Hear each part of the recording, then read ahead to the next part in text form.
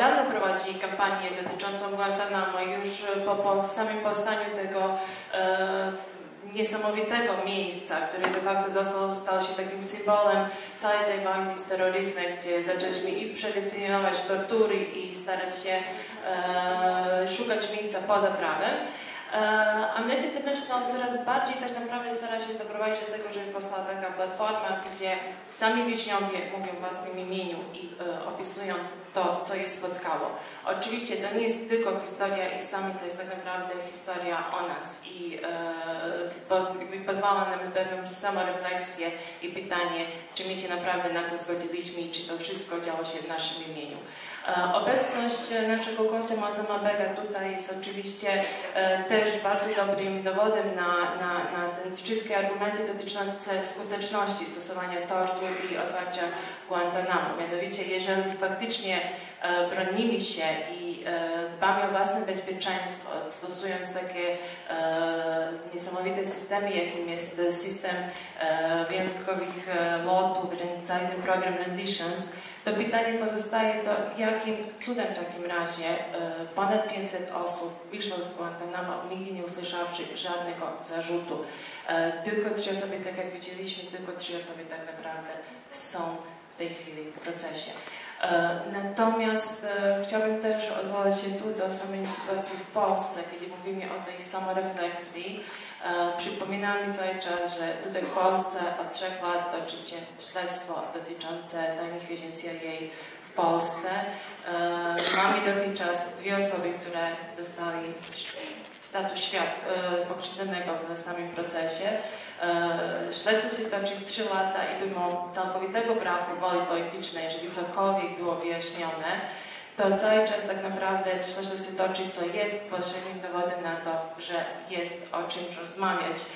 Do tego Amnesty International się na przykład też domaga, żeby polskie władze zajęli bardzo zdecydowane stanowisko i żeby wszelkiego rodzaju wyniki tego śledztwa były opublikowane, jak również jego zarys. Przyznanie indywidualnym osobom statusu poszkodowanego tak naprawdę i dostęp, które pani mecenas Jankowski, jak również mecenas Nashiriego otrzymali, dostęp do wszystkich tych tajnych dokumentów de facto jest też pewnego rodzaju sygnałem, którego możemy spokojnie odczytać, że właściwie gdyby nie było dobrych podstaw do tego, prokuratura by tego kroku nie zrobiła. Natomiast ja nie chcę więcej zabierać głosu, z tego chciałam powiedzieć, że się bardzo cieszę, że Państwo w tak licznym gronie przybyli tutaj, bo ewidentnie jest potrzeba, żebyśmy o tym rozmawiali i żebyśmy postawiali sobie bardzo trudne pytania. Dziękuję bardzo. Hello everybody. I'm sorry that unlike the film, I don't have subtitles. So I hope many of you understand English and I'll try and speak clearly and slowly. Thank you very much, first of all of you for coming. This is a fantastic audience. Really, really great to see you all. Moazzam and I have come here to show the film, to try and do what we do with our work in the UK and what Moazzam has done with many countries he's travelled to.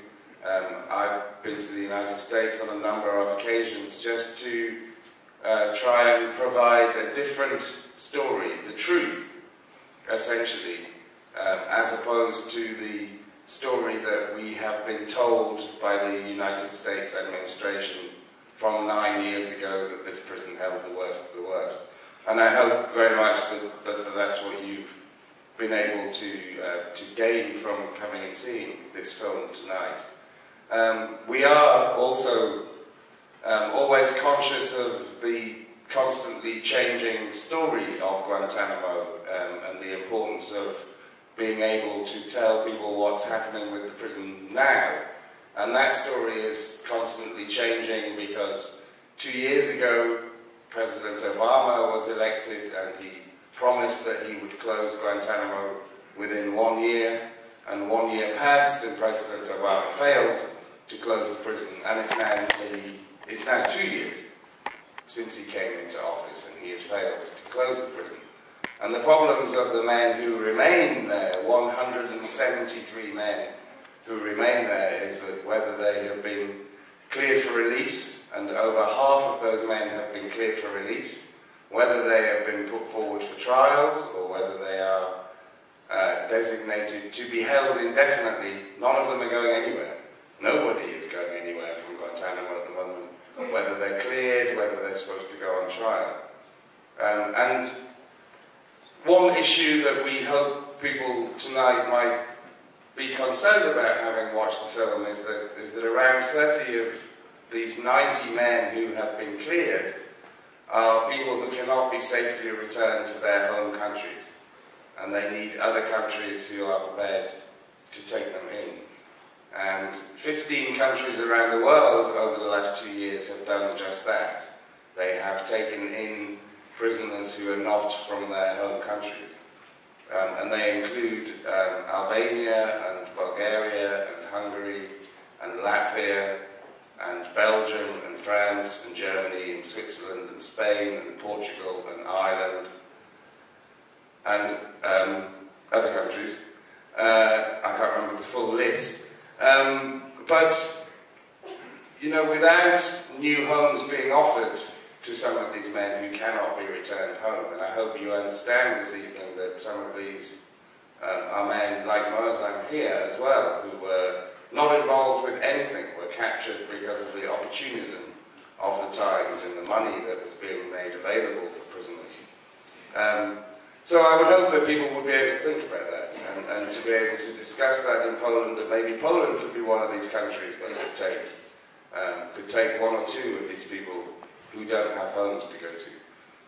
I'll hand over to Moazzam now, and then we'll happily take questions from you. Good evening, everyone. Hello. Again, like Andy, I'm really pleased to see such a large turnout, and it's my first time in Poland, but it's not my first time talking about these issues. I've been talking about these issues for the past 5 years since I returned from Guantanamo, and although I've said to many people before in the past, Guantanamo may be a terrible place, it may be a place that everybody knows about, it's what lies beneath the surface. What people think is the worst of places, in fact, is a place that you end up at after you've gone through a series of secret detention sites.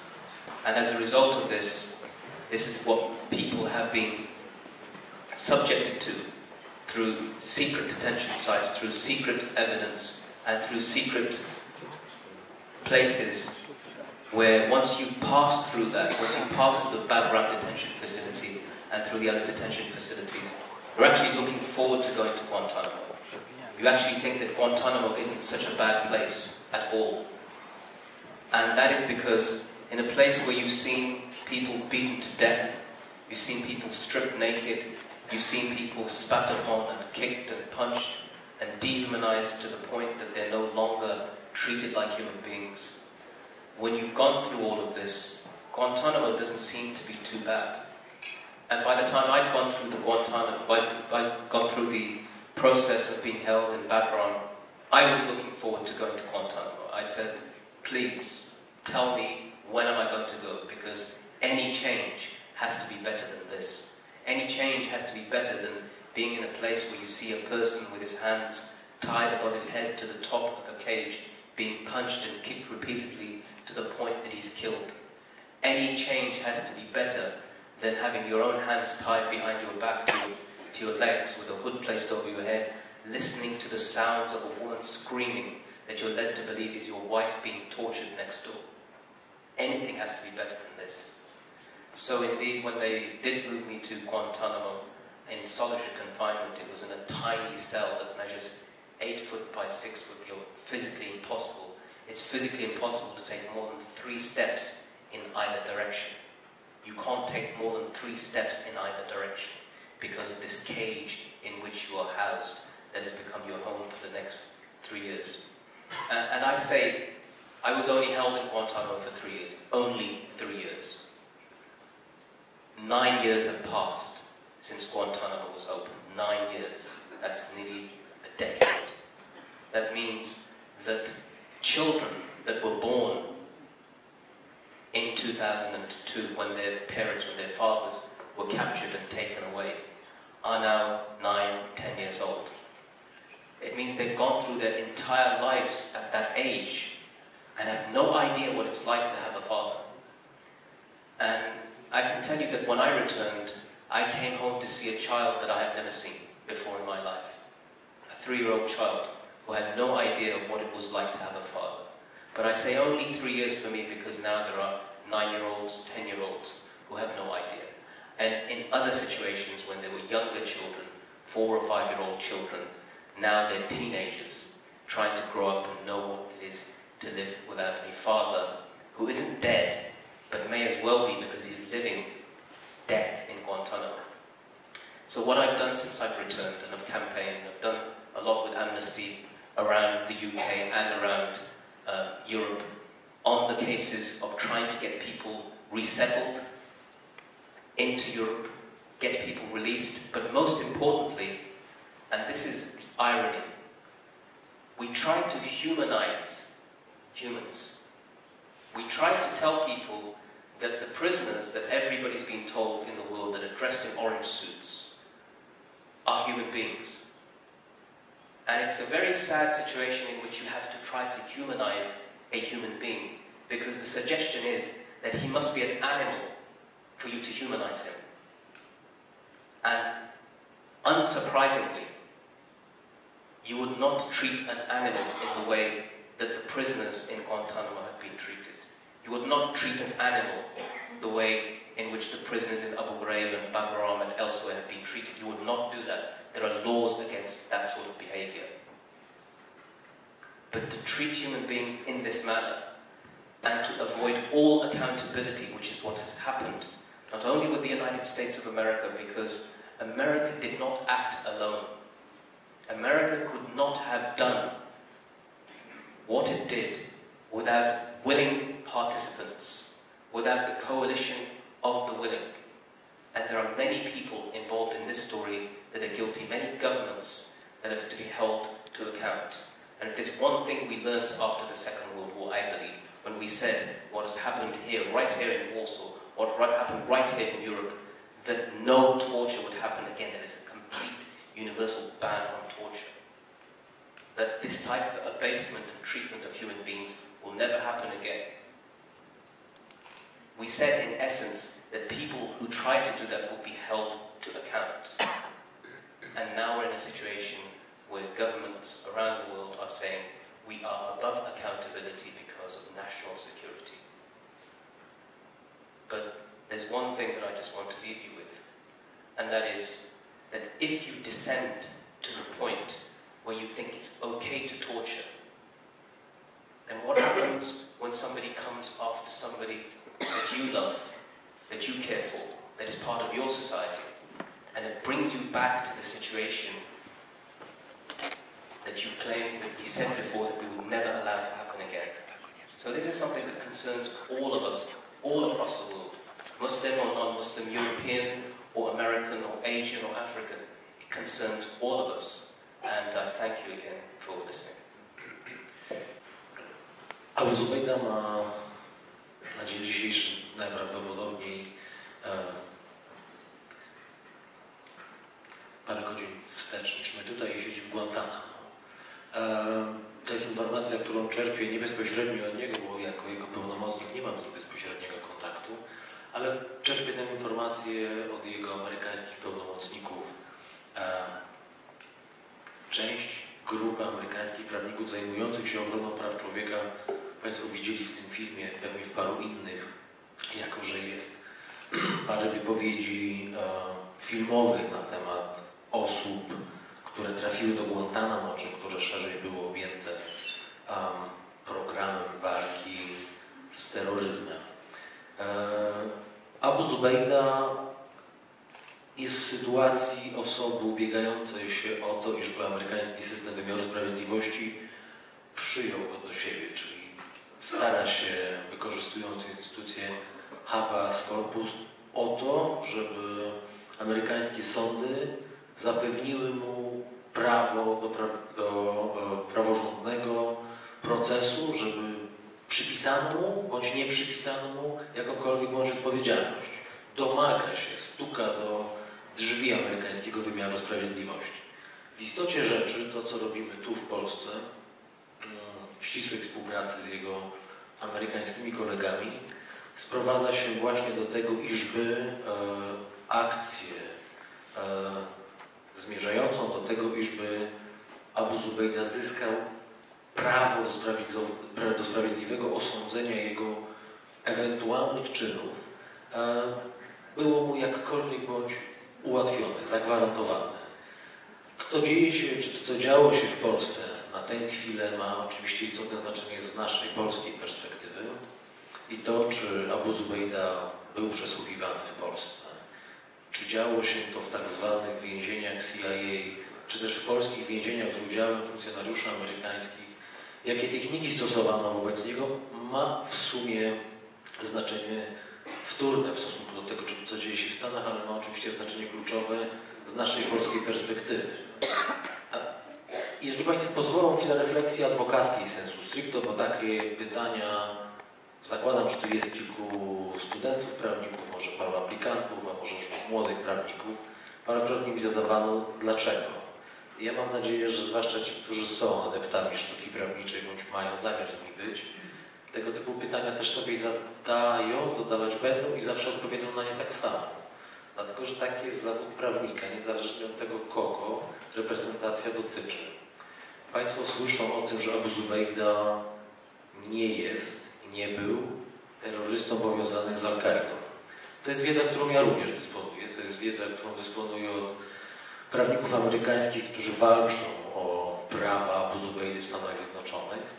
Abu Zubaida jest najprawdopodobniej osobą, tak jak szereg innych osób, które skończyły swą podróż pomiędzy odpowiednio Afganistanem czy Pakistanem, a szeregiem innych krajów, w których byli oni przesłuchiwani, przetrzymywani, którzy skończyli tę podróż w Guantanamo, jest osobą, która najprawdopodobniej została, czy trafiła tam, dlatego, że została mylnie podejrzana o powiązania terrorystyczne. Ale w istocie rzeczy, z perspektywy tego, co robimy tu w Polsce, to nie ma znaczenia. Bo to, co jest najważniejsze w tej sprawie, dla nas, którzy tu siedzą, mam nadzieję, że dla tych, którzy zadadzą sobie chwilę trudu, żeby poddać refleksji te zdarzenia, to, że to, co spotkało Abu Zubaidy, to, co spotkało naszego dzisiejszego gościa i szereg innych osób, jeżeli działo się w Polsce, powinno zasługiwać na napiętnowanie, powinno zasługiwać na sprawiedliwy osąd, niezależnie od tego, kim Abu Zubaida czy ktokolwiek inny był. Ponieważ, jak Państwo doskonale wiedzą, w naszym systemie, demokratycznym państwie prawie obowiązuje prymat Konstytucji Rzeczpospolitej Polskiej. Ona współgra z szeregiem norm międzynarodowych. Obowiązują nas kodeksy odpowiednio postępowania karnego i kodeksy karne. To one każdemu z nas, mnie również i Abu Zubaidzie, jeżeli znajdzie się na terytorium państwa polskiego, gwarantują pewne minimalne prawa, których tortury są absolutnie wykluczone. Z mojej perspektywy jest absolutnie obojętne, czy Abu Zubaida jest z wyznania katolickiego czy islamskiego, czy jest winny torturą, czy nie jest winny torturą, czy jest biały czy kolorowy, czy jest kobietą czy mężczyzną. Nie ma to dla mnie najmniejszego znaczenia i nie powinno mieć znaczenia dla nas wszystkich, bo jeżeli w stosunku do tego człowieka na terytorium mojego kraju, niezależnie od pobudek, stosowano by tortury jako metodę prowadzącą do pozyskania informacji w śledztwie, to zasługuje to na nasze absolutne i bezwarunkowe potępienie. Po to, żeby żadnej z innych osób, która kiedyś stanie się przedmiotem, bo rzadko podmiotem postępowania karnego, w ciszy celi, klatki czy jakiejkolwiek innej przestrzeni, w której oprawca będzie miał przeświadczenie, że jest sam z ofiarą, żeby tego typu zdarzenia nie miały miejsca. Czy ta sprawa w tym uniwersalnym, a nie osobistym znaczeniu Abu Zubaidy to zapewni? Pewnie nie, ale może stworzy więcej w nas wszystkich świadomości prawnej pewnych okoliczności i oczekiwania powszechnego, że tego typu zachowania będą po prostu powszechnie napiętnowane. Let me answer your last question first.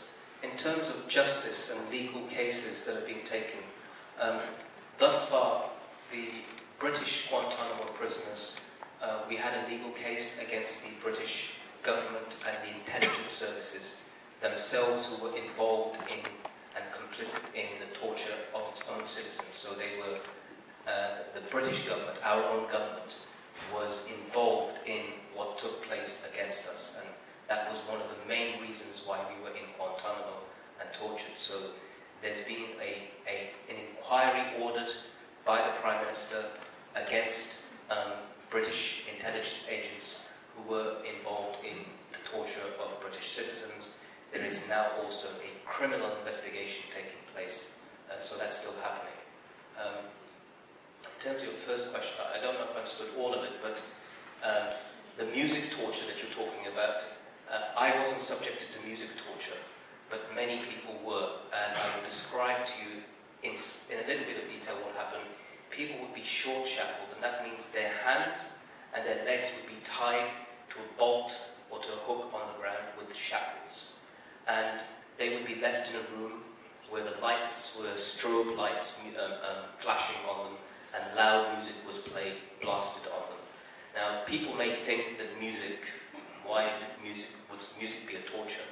But when it's blasted continuously, non-stop, it disorients you, and you're not sure up to what's left, what's right, what time of day it is, where you are, who you are sometimes. And that was just one part of many different parts of torture. So it wasn't all the time, 24 hours a day, every single day. It didn't work like that.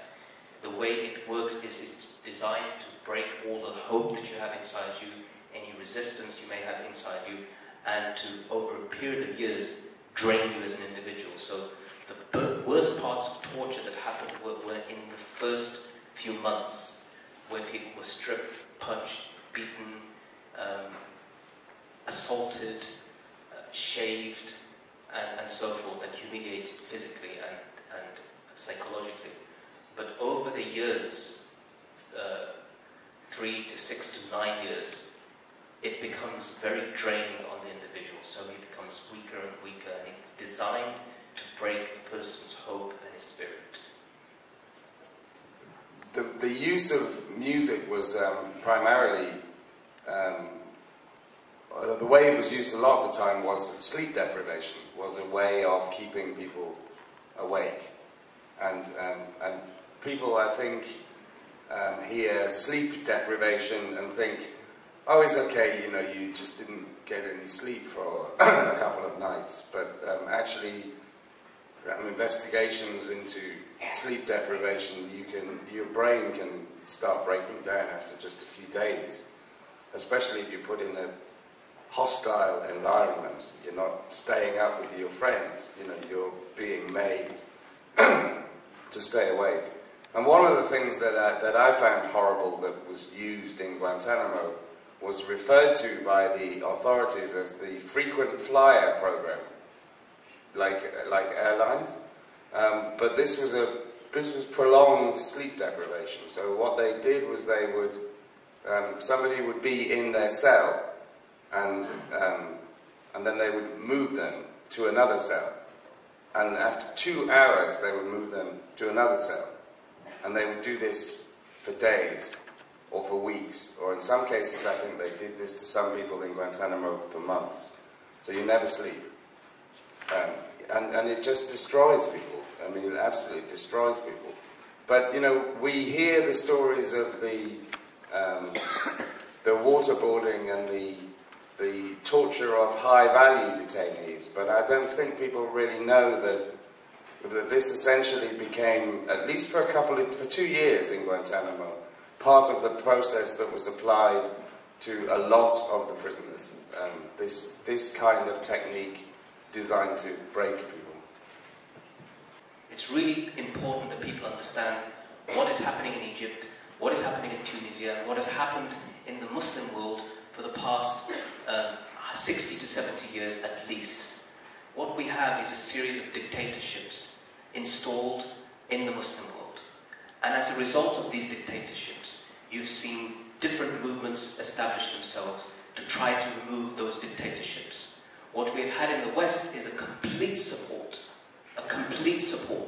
for the dictatorships in Tunisia, in Algeria, in Morocco, in Egypt, in Jordan, and elsewhere, and even in Saudi Arabia and elsewhere. So what you have found, and one of the reasons why I went around trying to ask countries to take individuals who were unable to return to their country of origin. For example, in Slovakia, just south of Poland, there are 3 individuals. One is from Tunisia, one is from Egypt. Neither was allowed to return or able to return to their country of origin for fear of torture or execution. And now, because of what's happened in Tunisia, the Tunisian men are dreaming. Their dream has come true, that after decades, they will finally be able to return to their home. So the Tunisian problem now is over because there's been a change of regime. There's been a revolution. The Egyptians are still waiting. What is going to happen there? The Egyptian prisoners, Guantanamo ones who've been released and others, are dreaming that one day they'll be able to return to their home.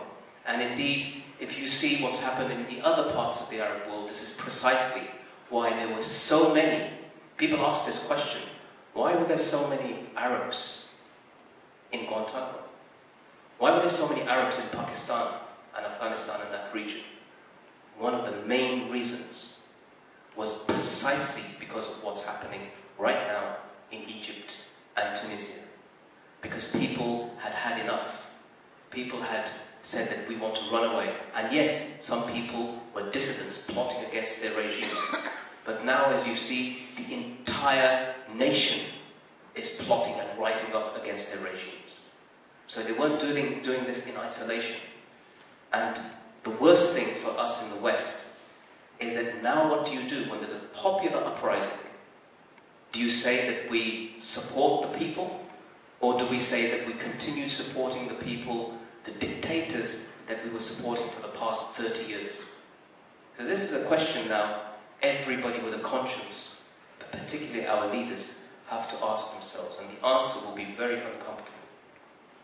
When the Bush administration was looking for countries that knew about torture, countries that it had supported, and when it was looking for countries that it could send prisoners to be tortured on their behalf, before they came up with the idea of running secret prisons on their own and coming up with the locations that I'm sure many of you will have heard of, Thailand, this country here, Lithuania, Romania, Morocco. When they were first looking for places before they decided that they would do the torturing themselves, they looked to Egypt primarily. They looked to Jordan, they looked to Syria, they looked to Morocco. But Egypt was the place when, under President Bill Clinton, extraordinary rendition first happened, and prisoners were kidnapped, men were kidnapped in other countries, Egyptian nationals, and sent back by the Americans to Egypt, knowing that they would be disappeared there or killed. And that expanded beyond all comprehension, really, after the 9/11 attacks. But Egypt was at the heart of it. That terrible torture regime in that country that had been backed and supported by the United States.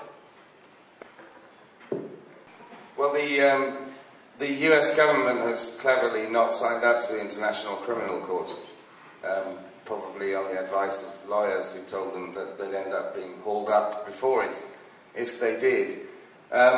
So, you know, the problem is that when you have a government which won't hold its own torturers to account, which is the United States, because you know, you are legally obliged to either prosecute torturers yourself or to send them to some other venue where that can happen, then there's not much that anybody can do apart from places like Spain, which have universal jurisdiction, where the Spanish do have 2 cases ongoing, even though as some of the WikiLeaks stories showed in the last few months, the Obama administration put pressure on the Spanish government directly not to investigate the torture. I would say, obviously Mozam maybe will say more, what happened in the United Kingdom, a financial settlement with former prisoners, is effectively also the government admitting to guilt. So they may not end up being prosecuted, but they have made reparations to former prisoners, which the United States is not prepared to do. The United States has given no money, no apology, no nothing. Other avenues, I would say that, you know, I think that the avenue that is taking place in this country, where the Polish prosecutor has been investigating the complicity of the Polish government in the establishment of this secret CIA prison here, in this country. It's not there now, but it was here, and it was here for a couple of years. I think that that's an important avenue, and, you know, and I hope that people who understand that these issues of torture and these issues of human rights are universal. That's what human rights means. It's about all of us. It's not a selected group.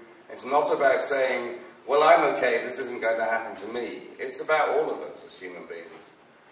So, you know, I hope that people in this room who've watched the film and have appreciated the story realize that it's an important avenue, legal avenue that's happening in this country. It's an important way to try and hold people accountable, to try and find out what happened to people, to try and say, let us make sure this doesn't happen again. And I think the best way that we can make sure this won't happen again is to hold people accountable. So, you know, I hope you're very much aware of that, because I think it's important, and there are far few options available. There should be more. What happened at the end of the Second World War, the Nuremberg trials, what happened at the end of the Bosnian War with the prosecutions of Slobodan Milosevic and Radovan Karadzic and people like that, is that they had not only ordered the mass genocide of people, they had also ordered their torture. And if you look at those people that were responsible for the wars in Iraq and indeed in Afghanistan, but even if you just limit it to Iraq, that you found torture was taking place and unlawful killings were taking place. The elements and the ingredients for the crimes that have been committed are the same. The difference is the people who've done it. The people who've done it are the most powerful men in the world. And the question is, who will be prepared to challenge them at their level? And that is the fundamental question, which we as ordinary people have to rise up to and answer. To, czego musimy mieć świadomość na gruncie polskim, to, że ale z międzynarodową świadomością pewnych okoliczności nie ma czegoś takiego jak super sąd świata, do którego każdy, niezależnie od przynależności politycznej, podlegania odpowiedniej jurysdykcji i zakresu kognicji sądów określonych państw miałby możliwości odwołania.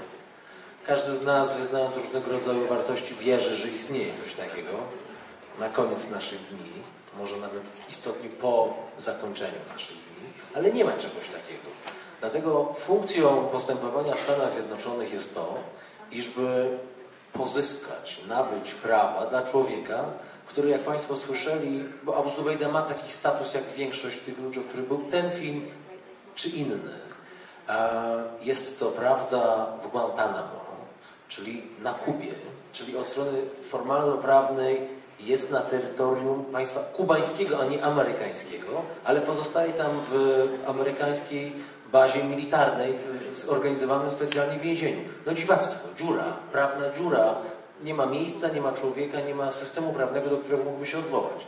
W Polsce, na szczęście, i chciałbym, żeby Państwo mieli tego świadomość, gdy będą Państwo czytali różne informacje, mam nadzieję, czy oglądali informacje na temat tego konkretnego postępowania, w którym na dzień dzisiejszy już 2 osobom przyznano, czy uznano bardziej precyzyjnie, rzecz ujmując, ich status bycia pokrzywdzonym w ramach postępowania, które prowadzi polska prokuratura. Osoby, które podlegają jurysdykcji sądów polskich, tym samym, którymi może zajmować się polska prokuratura, mogą, jak widać, liczyć na to, że polski prokurator, który rzetelnie prowadzi postępowanie, ono trwa bardzo długo, ono jest bardzo skomplikowane, Kluczowe są zagadnienia dotyczące tajemnic państwowych. Szeregu dokumentów, którymi dysponuje prokuratura, zapewne Państwo nigdy w życiu nie zobaczą, a może nigdy nie usłyszą. Ja je mam oglądać relatywnie niedługo, ale istota tajemnicy państwowej spowoduje, że od chwili, gdy się z nimi zapoznam, będę musiał o nich milczeć prawdopodobnie do końca życia. O ile nie wydarzą się pewne decyzje, nie nastąpią pewne decyzje prawne, które ów status objęcia tychże dokumentów, dowodów w postępowaniu karnym stosownymi klauzulami tajemnicy państwowej czy tajemnicy śledztwa nie uchylą. Ale to, co jest ważne dziś z perspektywy nas, siedzących w tej sali czy poza nią, to to, że polskie państwo, to jest bardzo ważne, zwłaszcza myślę o tym, kiedy słyszę argument, że Polska, przyznając, że na naszym terytorium mogły istnieć miejsca, w których przesłuchiwano czy torturowano osoby takie jak mój klient Abu Zubaidy, naraża się, eksponuje na ryzyko ataków terrorystycznych, wydaje mi się, że jest to nieuprawniona retoryka. Bo trzeba było po pierwsze o tym myśleć istotnie wcześniej, kiedy się tego typu decyzje ewentualnie podejmowało, raz, a dwa, wydaje mi się, że tak jak widzę tu Państwa, tak jak widzę zainteresowanie i rozmawiam z szeregiem ludzi, młodych czy starszych, to widzę to, że to zainteresowanie państwa polskiego, to spojrzenie na kazus, akurat w przypadku mojego klienta Abu Zubaidy i ewentualnie innych osób, z pokorą i spojrzenie na to, czy faktycznie dochodziło do naruszeń prawa przez polskie instytucje należące do szeroko rozumianego wymiaru sprawiedliwości, a taką niewątpliwie jest polska prokuratura, jest czymś, co nasz kraj w pewnym sensie w tej międzynarodowej opinii ma szansę uwiarygodnić, bo każdy ma prawo do błędów. Te błędy powinny być w sprawiedliwy sposób osądzone na pewnym etapie. Nie ma chyba możliwości, nie ma systemu wartości, w którym dałoby się usprawiedliwić torturę jako metodę pozyskiwania dowodów. Acz uczciwie przyznam Państwu, jak czasami czytam fora internetowe przy okazji komentowania wiadomości dotyczących tego czy innych postępowań, to wiem, że jest inaczej. Znaczy wiem, że są ludzie, którzy usprawiedliwiają torturę jako metodę pozyskania dowodu. No ale mam nadzieję, że po pierwsze będzie ich coraz mniej i że każdy z Państwa, tak jak Pan był uprzejmy przed momentem, zada sobie pytanie, a co by było, gdybym to był ja? Mój brat, mój kolega, moja koleżanka. To zmienia perspektywę. Troszkę jak ta perspektywa Robaka z tego krótkiego filmu animowanego przed emisją filmu głównego. Trzeba sobie zadać takie pytanie, co gdy nagle spotkałoby to mnie? Środki, jakie mamy, środki nacisku na polski rząd. Faktycznie to, co możemy zrobić, tak jak pan mecenas powiedział, to jest tak naprawdę traktować całą tą kwestię, tak jakby dawanie szansy polskiemu rządowi, żeby się oczyścił, żeby poprowadził te śledztwo w sposób rzetelny, publikując wyniki. I tutaj ja bym tego nie nazwała miękkim naciskiem, ponieważ wydaje mi się tak naprawdę to, co się liczy dla naszego rządu i przede wszystkim dla rządu, ale również dla prokuratury, jest nacisk społeczny. Jest kwestia wypełniania petycji i wysyłania, dawania sygnału, że nam na tym zależy, ponieważ polskie społeczeństwo uważa, że jest to kwestia, która musi być wyjaśniona i do której winni muszą być pociągnięci do odpowiedzialności. Kwestia jest też taka, że jak Amnesty pisze do premiera, jak Amnesty pisze do prokuratora, odpowiedzi, które otrzymujemy, generalnie wyglądają troszeczkę jakby odbijanie piłeczki. Prokuratura mówi, że nie może niczego nam powiedzieć, ponieważ wszystkie informacje i całe śledztwo jest objęte tajemnicą państwową, a prokuratura nie jest władna tej tajemnicy uchylić. Premier z kolei mówi, przecież mamy państwo demokratyczne, praworządne i mamy właściwie oddzielenie funkcji prokuratora od rządu, w związku z tym premier nie może w żaden sposób naciskać na prokuraturę, żeby w ten albo inny sposób poprowadziła śledztwo. Prawda jest taka, że w ostatecznej instancji premier jest osobą, która jest de facto szefem służb specjalnych. Także w ostatecznej instancji to premier może zdecydować o tym, że pewne rzeczy oczywiście zostały ujawnione, podczas gdy prokuratura również ma pewne środki, żeby te rzeczy, które nie są de facto tajemnicą państwową, żeby ich jednak opublikować. Kwestia, która mnie strasznie tutaj jest, która jest dla nas ważna, której właśnie Pani powiedziała, że Polska jest państwem demokratycznym, tak jest. Dlatego właściwie takie organizacje jak Amnesty, jak również Helsińska Fundacja Praw Człowieka tak naprawdę korzystają z tych środków prawnych. Amnesty nie prowadzi własnego śledztwa a propos tajnych więzień CIA, ponieważ uważamy, że to jest rola prokuratury. Helsińska Fundacja Praw Człowieka domagała się na podstawie polskiego prawa i dostępu do informacji, domagała się pewnych informacji od Polskiej Agencji Żeglugi Powietrznej i ich otrzymała. W związku z tym to są tego typu informacje, które przede wszystkim udowadniają to, że nie mówimy o duchach, mówimy naprawdę o rzeczach, które są na tyle ważne są te pierwsze oskarżenia, które się pojawiły, że Polska jako państwo ma obowiązek z tego się całkowicie wiązać, żeby wyjaśnić te kwestie. Natomiast ja bym też, zanim oddam głos naszym gościom, ja bym też chciała zaznaczyć, że bardzo nam zależy też na tym, żebyśmy nie myśleli ani o śledztwie, które się toczy i które dotyczy tajnych więzień, które de facto byli i zostały już zamknięte, ale żebyśmy myśleli też o przyszłości. Nie możemy mówić o tych wydarzeniach w czasie przeszłym, ponieważ tak naprawdę chodzi o to, jakie nauki my z tego wyciągniemy i jak tą wiedzę wykorzystamy w przyszłości i teraz, kiedy tak naprawdę już powstaje nowe ustawodawstwo dotyczące walki z terroryzmem. You know, I've done a lot of research on this story. I know that the facts are out there to establish that this was a prison that opened towards the end of 2002, that it was open probably until 2004. We now know, partly due to the dedicated hard work of some good people in this country about flight details. There are parts of the jigsaw puzzle over the last 6 months. More pieces of the jigsaw puzzle have come out to try and tie together exactly where it all fits with Poland, with Romania, with Lithuania, with Morocco. Morocco was a new one to me recently. I knew there were secret prisons, but I didn't know that it was part of moving the high-value detainees specifically from one place to another. So there is more to come out. But I think, you know, the main parts of that story are there. And what's an interesting question to ask from a Polish point of view? A very interesting question to ask is, how much did our government know? Now, I don't know the answer to that, and it may be that people will try to prevent us from knowing the answer to that, because that will be the secret information that nobody's supposed to know. It seems implausible to me in some ways that the Polish government would say to the US government and the CIA, you know, you have the place, but don't tell us anything about it. It's possible.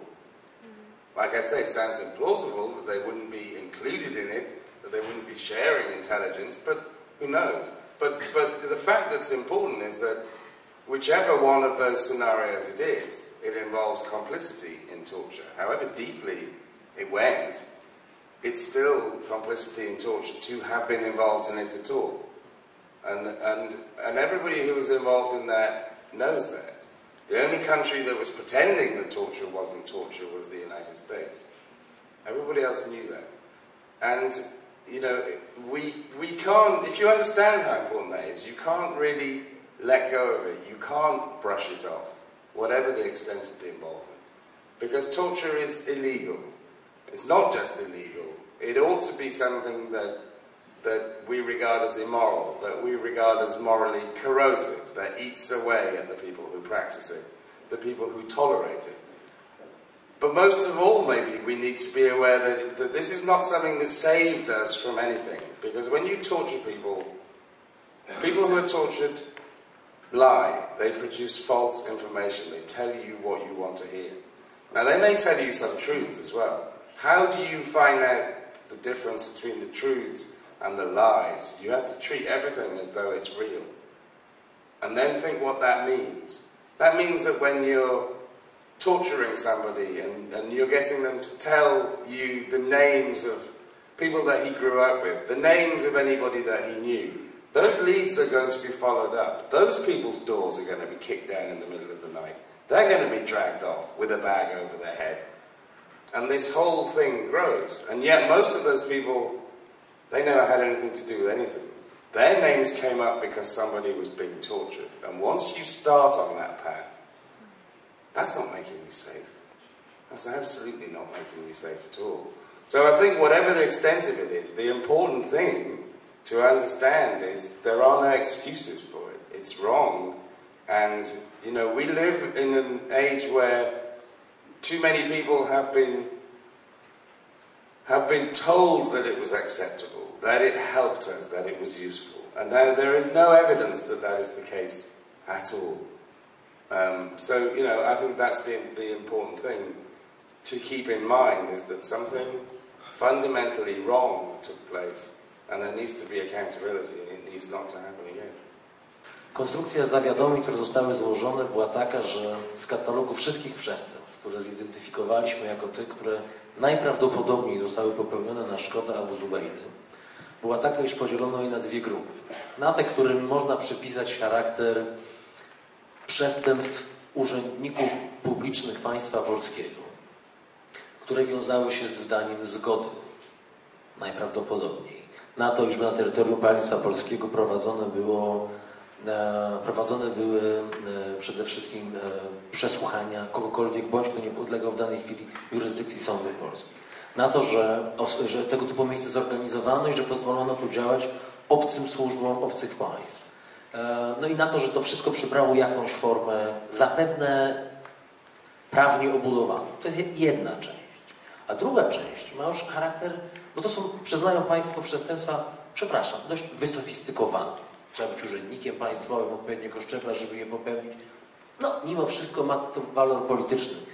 Jako jedna z technik analizy kazusów prawniczych, każdy z nas bawi się w tak zwanego adwokata diabła. Myśli, co by zrobiła druga strona, gdybyśmy postawili jakiś rodzaj zarzutu. Jestem sobie w stanie wyobrazić, że broniąc się urzędnik państwowy może powiedzieć, działałem w interesie mojego państwa z uwzględnieniem racji stanu, która w mojej ocenie to państwo chroniła, czy nakazywała mi działać tak, a nie inaczej. Można to zracjonalizować?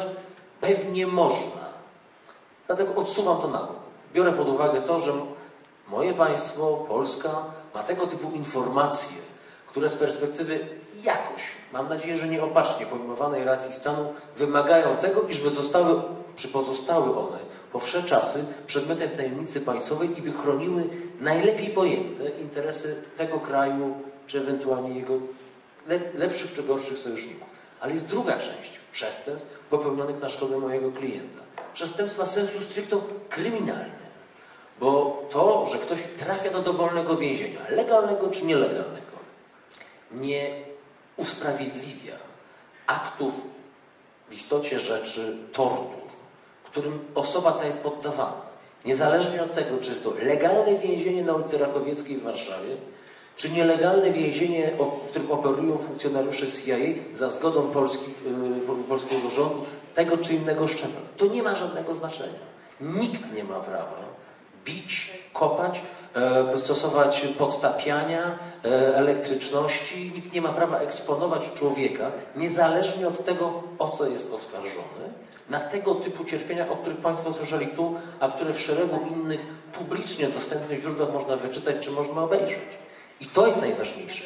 I mnogość teorii z zakresu ochrony praw człowieka, mnogość różnego rodzaju publikacji na ten temat wydaje się dostarczyć argument, który pozwolił nam odseparować te przestępstwa. I prosiliśmy polską prokuraturę, żeby traktowała te dwie kategorie przestępstw oddzielnie, zachowując sobie z jednej strony prawo do utrzymywania części informacji w absolutnym sekrecie, ale części tych dotyczących kryminalnych zachowań osób przesłuchujących, żeby tego nie robiono. Mam nadzieję, że polska prokuratura jeszcze wróci do tej myśli, a ja po zapoznaniu się z materiałami tajnymi być może będę w stanie sformułować bardziej odpowiedzialne, a teraz nie jestem w stanie żadnych formułować, bo nie znam tych materiałów, ale bardziej odpowiedzialne wnioski o to, żeby część tych materiałów odtajniać z perspektywy tego, o czym właśnie Państwu powiedziałem. To znaczy tę część kryminalną, tak? Tak, dokładnie. There was no trial, there was no explanation. It was simply, I was told one day that you are now going to be released. And my first reaction was that you're lying. I didn't believe them. But then when I learned that they were going to take me, and they really did take me onto a coach, and from that coach they took me onto the airplane, and I was handed over to the British authorities there. Then I knew I was going home, but there was no legal process at all.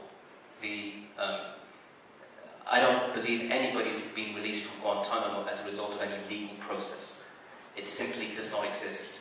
And the proof is in the pudding. It's over 600 people who were called the worst of the worst, so I'm one of them, have all been released. And if we were so dangerous, then why are we free?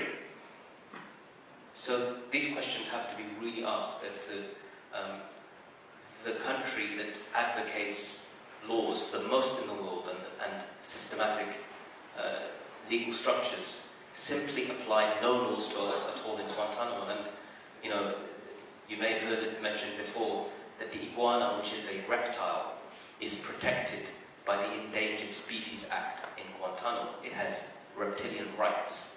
We as human beings, as Guantanamo prisoners, literally had no rights. And so the law simply did not count. Mówi się o tym, że postępowanie w Polsce jest przewlekle prowadzone, że polska prokuratura utajnia akta. To wszystko jest co do zasady prawda.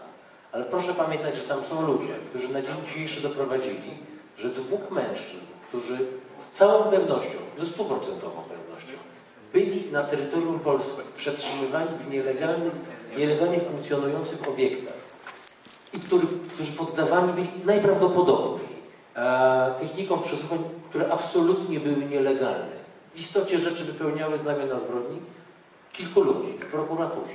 Jestem o tym głęboko przekonany, wyjątkowych, a mam pewną skalę porównawczą, jeżeli chodzi o funkcjonariuszy prokuratury w naszym kraju.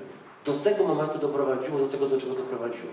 Od nas wszystkich, od opinii publicznej, między innymi takim wystąpieniom jak pańskie, zależy to, żebyśmy obserwowali, czy tym ludziom nie stanie się krzywda. Czy prokuratura warszawska nie straci tego postępowania, czy nie zostanie ono przeniesione do innej, może mniej kreatywnej, może mniej niezależnej, czy tym prokuratorom nie zafunduje się jakichś awansów, bądź czegoś odwrotnego. Oni na tę chwilę naprawdę wydają się chcieć rozwikłać tę sprawę zgodnie z literą prawa. Kwestia jest też taka, że jak na razie to faktycznie nie tylko politycy nie zabrali głosu, ale nie przypominam sobie nikogo spośród również tak zwanych autorytetów moralnych. Jest jedna osoba, to jest były europarlamentarzysta, pan Józef Pinior, który zresztą też będzie miał we Wrocławiu spotkanie z naszymi gośćmi, który publicznie mówił o tym i który od momentu, gdy Europejski Parlament prowadził śledztwo w tej sprawie, jako jedyny głosował za raportem, który powstał w ramach Europejskiego Parlamentu. Naprawdę od tamtego czasu nie przypominam jednej, jedynej osobie w życiu publicznym, która by głośno odważyła się o tym mówić, nie tylko wśród polityków. Of those things, we don't know that any of them has ended. In fact, we could add one to it. We could add extrajudicial killings. You can see the use of drone attacks in Pakistan, in Afghanistan, in Somalia, and in Yemen. The use of drone attacks with unmanned vehicles targeting individuals that has killed untold numbers of people all around, including many innocent villagers that have been accepted. So you can see that there's an addition to this which makes it more sinister. Obama came in on the premise and the word of change. A change is going to come to America. We thought that change was going to be about a new foreign policy. Foreign policy is new, but it's simply more vigor. And you had what was initially a Bush policy, which has now become an Obama policy. And all of the hopes and dreams that the Guantanamo prisoners had about being released have been dashed. Any hope of change that they felt was going to come with Obama was quickly dashed. And I can tell you this, as prisoners ourselves, former or people who are still there, we were extremely skeptical to begin with. Guantanamo is more than just a prison center, prison facility. It's an entire town. And you don't just shut down a town. You can't just shut down a huge money-making scheme that has invested in it billions of dollars. The camps, Camp 6 and the other camps were being built as he said Guantanamo will close. So we who were in the prisons and had relatives or had friends in prison in Guantanamo knew that this is just talk. And that's all it was. So in terms of what is going to happen next, what is the future for Guantanamo, the only thing that we can find, and as I said, the people are being released in drips and drabs. We're literally begging, but we haven't even been asking, we've been fighting and asking foreign ministries of different governments, please could you take one or two individuals? One or two. As if the world in all of its expanse is not big enough. And that's why they've distributed Guantanamo prisoners as far and wide as a little island in the Pacific called Palau, which I'm sure most people don't know, where 6 Uyghurs have been sent to, all the way to Bermuda and everything in between. What is the future for Guantanamo in terms of the people that are still held there? The Americans, they want to charge a handful of them, and I say a handful. There are already at least half of that number who are cleared, even by the US military system, for release, but they're not being released because most of them are from Yemen. And the argument is that, well, if they go back to Yemen, they might get involved in militant activity. So, for something that they haven't done, they're paying the price of in advance. And the rest of the individuals could return to their countries if those countries weren't about to torture them. So that's the dilemma for the people that are there. They're being labelled, governments are frightened to take them. Often I've had the discussion with heads of state of different countries in Europe. What assurances can you give me that these people, once they're released, after they've been tortured so badly, won't start getting involved in militant activity? And I can give them this. I can give them my example. I can give them the example of 50 other people in Europe. I can give them the example of 500 others all around the world who've been released and are trying to rebuild their lives. So the answer really isn't about what are the Guantanamo prisoners prepared to do. The answer is going to be about what is the world prepared to do to help them to be released. Jeśli chodzi o pierwsze pytanie, to wszystko zależy od tego, jakie dowody zostaną zgromadzone w tym postępowaniu. W modelu teoretycznym nie ma żadnych przeszkód, żeby osoby, które popełniły przestępstwa kryminalne, poniosły za nie odpowiedzialność, niezależnie od tego, jakie funkcje w państwie polskim w różnych jego etapach demokratycznego istnienia pełniły, co do zasady. I te osoby z całą pewnością będą świadkami, bądź przynajmniej będziemy wnioskować o to, żeby świadkami na pewnym etapie postępowania zostały. Jeżeli prokurator uzna, że może należy przypisać im inny status z uwzględnieniem różnego rodzaju ograniczeń prawnych, to będzie te decyzje samodzielnie podejmował. Jeśli chodzi o drugie pańskie pytanie, czy drugą część pańskiego pytania, czyli dotyczącą udziału Amerykanów, czy strony amerykańskiej w tym toczącym się w Polsce postępowaniu. To jest na tę chwilę najbardziej newralgiczny element postępowania w Polsce. Mówią o tym absolutnie otwarcie polscy prokuratorzy.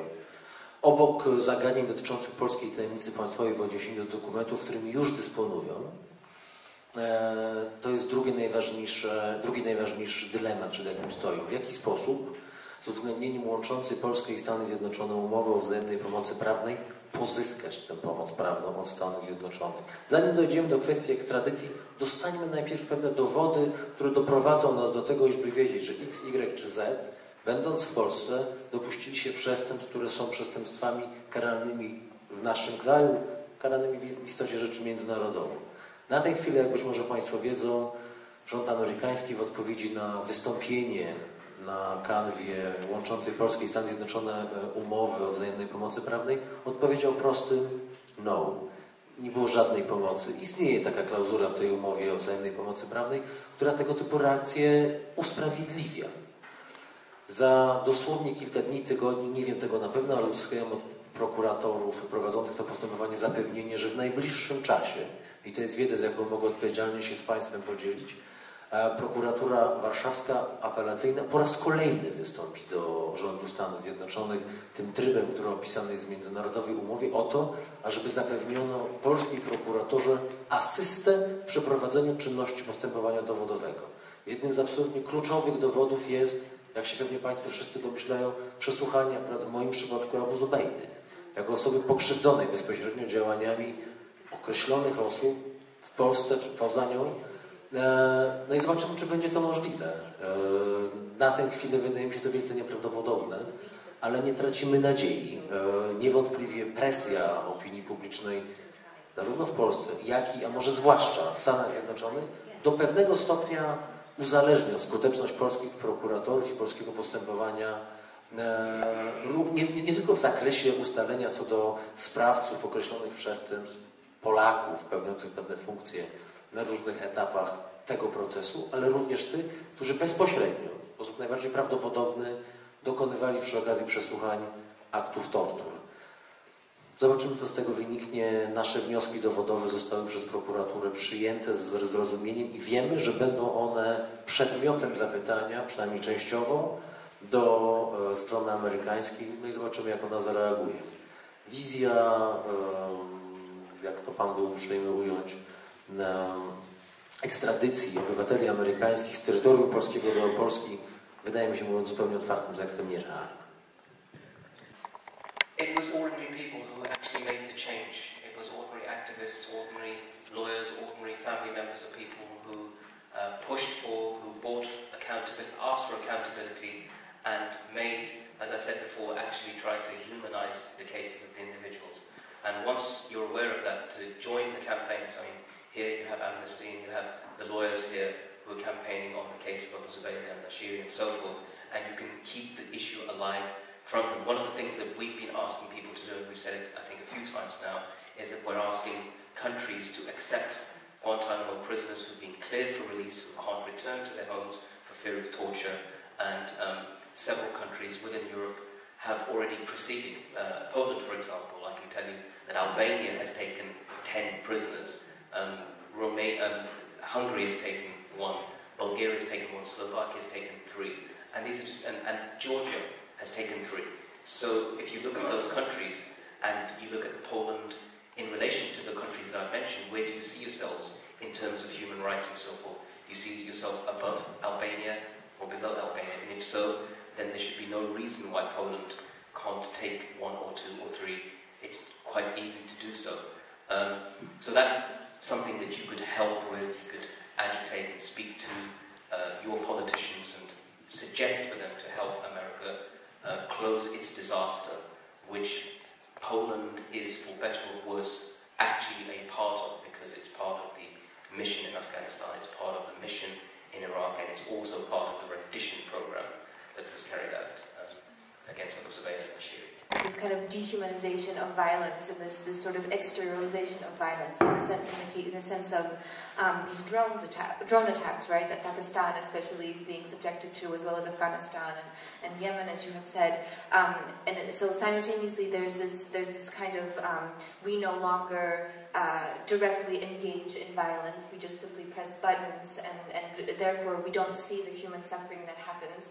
And it's, at the same time, we have smart bombs, really, and the smart bombs are smart enough to kill those, hopefully, that we want to. Of course, they're not smart enough, and they wipe out families and villages. And at the same time, we exteriorize violence in the sense of building these external prisons and outsourcing them to other countries. And so this aspect of humanizing violence. So what the authorities have done is dehumanize it in a sense and rendered it subject to this world of machines, right? And so essentially what we can do is actively oppose what they're doing, and that is point to the fact that the buttons that are being pressed, that Poland is also participating in. Poland is participating in Afghanistan. Poland is participating in participating in the mission in Iraq.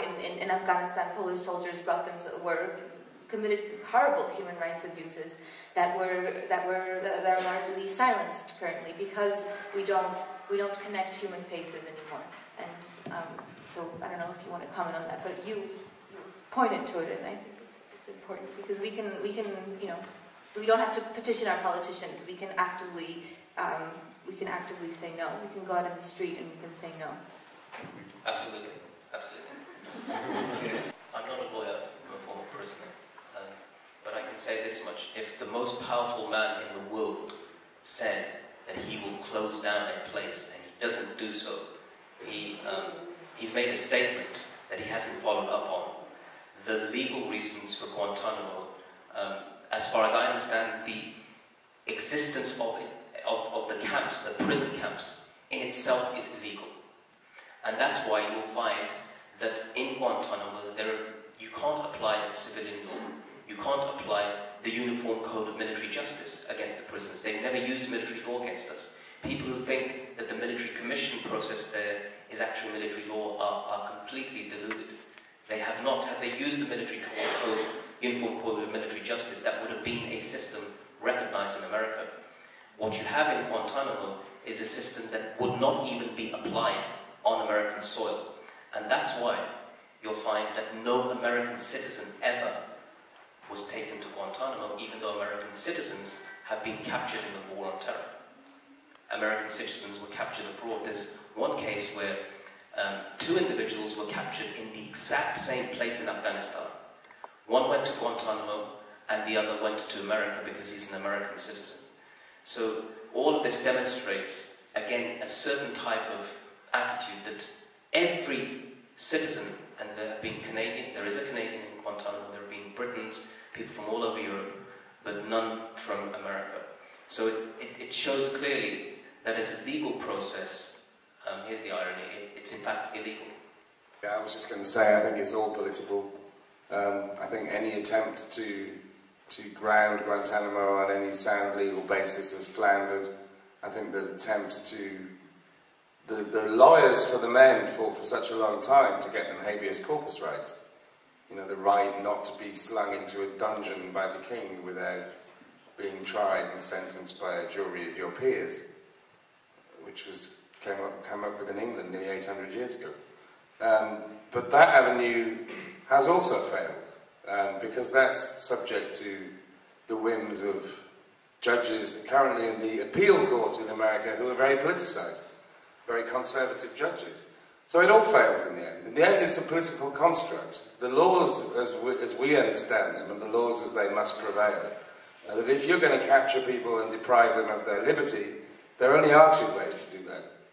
You're either a prisoner of war in wartime, you're protected by the Geneva Conventions, you are certainly not subjected to all the horrendous torture and abuse that the men held in the War on Terror were subjected to, or you're a criminal suspect. The fundamental problem with the War on Terror was that the terrorist attacks of September 11, 2001, that was a crime, and they treated it as a war. So they have confused everything about whether people are criminals or whether they're soldiers. And none of it has a solid legal basis. And until that whole thing is done away with, and I very much hope that one day, when Guantanamo is closed, so will that whole apparatus of believing that there's a third type of human being that you can hold as a prisoner, essentially without any rights. I hope that that will be gone as well. That one day we will be able to look back on it. That's my most fervent hope about it. He'd phoned me telling me that the prison authorities are actually physically attacking them. No, the families attacks? No, this was the prisoner himself. He was speaking to me on the phone and telling me what's happening over there. So just to answer a question about, in terms of what should happen in Egypt and what should we do with a situation like this. There was an individual that was taken called Ibn Sheikh al-Libi, and he was tortured in Egypt at the behest of the Americans. And what did he say in his tortured testimony? He said that he was working with Saddam Hussein on obtaining weapons of mass destruction. Now this thing that he said was a lie. The lie that he said under torture. But President Bush was ready to accept this testimony when Colin Powell said that we have credible information, and they used this as evidence to invade Iraq. Now think about this. What happened with American policy, torture policy that began with Afghanistan and went through Egypt and ended up in Iraq? Nobody's been held to account for this. Nobody. And what did it lead to? The deaths of millions and millions of at least hundreds of thousands of people, displacing millions of people. So without accountability, without the people being held to account, without the individuals who have carried these acts out being held to account, I don't know how we can go forward. Obama said he wants to turn a new leaf. How can you turn over the new leaf when you haven't read what's on the page? And so I think there can't be anything until we stop backing leaders like Mubarak? I think my answer to your question would be there are different forms of justice, apparently, depending on which different forms of power are being expressed. I don't know the answer to how certain things should happen or why certain things have happened. In detail, we could examine them on those bases. What interests me about what's happening in Egypt at the moment is, and what happened in Tunisia, is that there have been demonstrations. I believe it's happened in this country's history. There have been demonstrations of the people, when the people's will is too strong for their corrupt leadership. And people can bring down corrupt leaders and can bring down those systems as well. So, you know, I hope that that's happening in Egypt because, you know, you're right to mention those prisons and you're right to mention the extent to which that regime has been held together by torture and has been deliberately supported by the West, and that's, you know, that's a disgrace.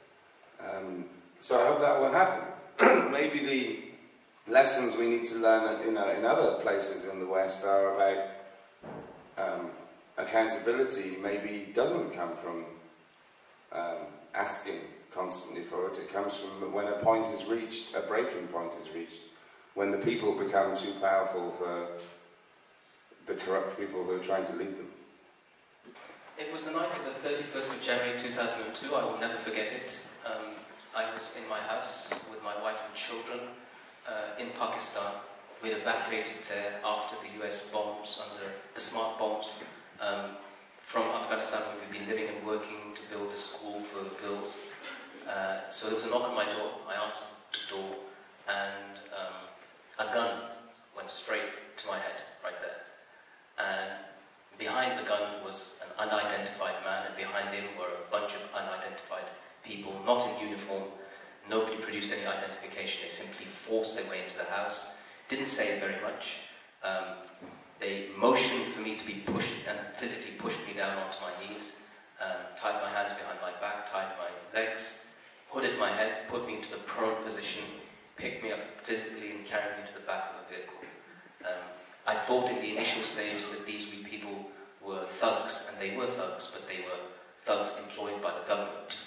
And additionally, somebody lifted my hood over my head and took a photograph, and behind that camera were Americans. And so then I realized at this point that this is the CIA. In relation to your question about what do I think about the Americans, I've never been to America. America has been to me. And I literally say that without joking. It has shown me a face of it that I've never seen before. And that included the CIA, it included FBI, it included military intelligence, it included the Criminal Investigation Task Force, it even included officers from the Drug Enforcement Agency, although I don't do drugs. But why? Despite all of this, I had over 300 interrogations. I don't hate Americans, but I hate what America has become, and I hate its foreign policy, and I hate its leadership. And what has happened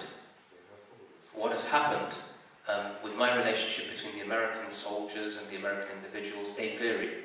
There were some very horrible people who did some very nasty things, and there were some amazing individuals who, because of Facebook today, many of them are my friends.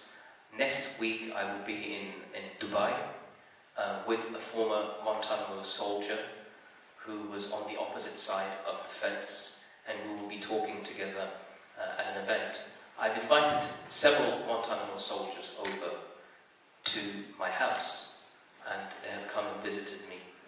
And there's been one particular interrogator who was responsible for torture of individuals, or charged for the torture of individuals in Bahrain, and then later the same individual was sent to Abu Ghraib, the prison there.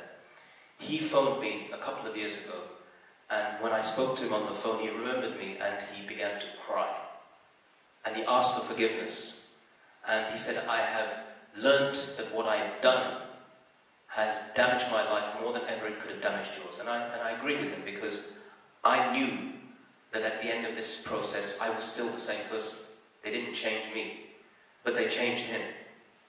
And he as an individual now is more psychologically affected than any prisoner that I know.